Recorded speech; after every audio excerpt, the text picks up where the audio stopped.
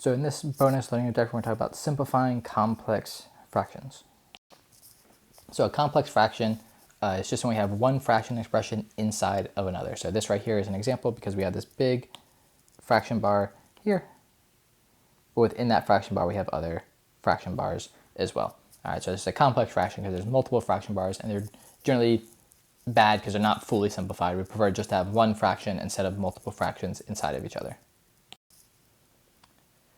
All right, when we have to find a common denominator, we multiply the top and bottom of a fraction by the same number. Like if we had 1/2 plus 1/3, we'd multiply this left one by 3 over 3, and this one by 2 over 2. All right, so that's something we've done before.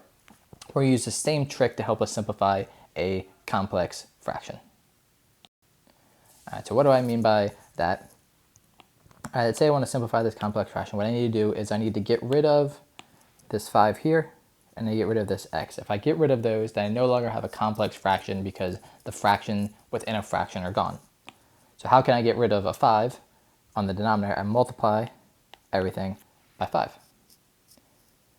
But I can't just do that because it'll change what I'm talking about. But as long as I do the same thing on the top and bottom of my fraction, then I still have the same fraction. It will be written in a different way. So when I do this, this 5 is going to distribute in. I'm going to get x squared minus 5x all over 10 plus 10 over x. All right, so by multiplying the top and bottom by 5, I've gotten rid of one of those fractions within a fraction. It's kind of similar to what we do with equations, but work with an expression instead. And now I need to do the same thing. On the bottom, I want to get rid of that x fraction, so I multiply it by an x. So I also have to do the same thing on the top, because if I multiply the top and bottom of the fraction by the same thing, I still have the same expression. So I'm going to get x cubed minus 5x squared. This x is going to distribute on the bottom too. I'm going to get 10x.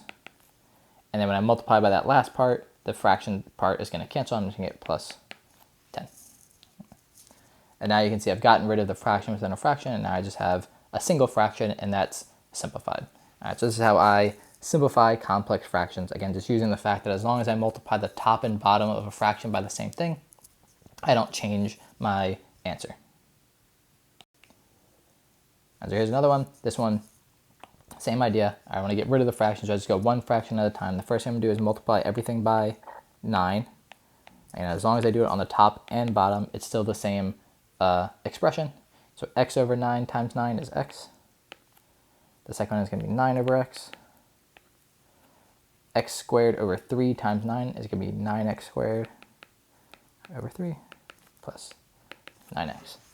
And in this case, I can actually do a little bit of simplifying before I do the next step because 9 and 3 are related. I can rewrite this as 3x squared plus 9x. All right, so make sure you always see if you can simplify stuff before you go to next steps, because when you make numbers smaller, it just makes your life easier. Now the next thing, I have to get rid of my next fraction, so I'm going to multiply the top and bottom by x. X squared minus 9, because when I multiply 9 over x times x, they cancel. On the bottom, I just have to distribute the x in, 3x cubed plus 9x squared. And that is my final answer.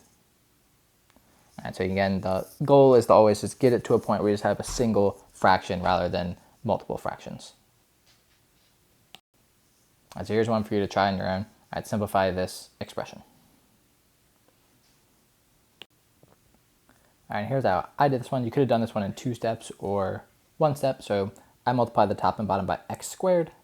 I distribute that into everything. And you get kind of lucky because we do x squared. The x squared over x is simplified to just a single x. So you actually get rid of all the fractions in a single step rather than multiple steps. All right, again, if you did it in multiple steps, you still end up getting the same answer. All right, this is our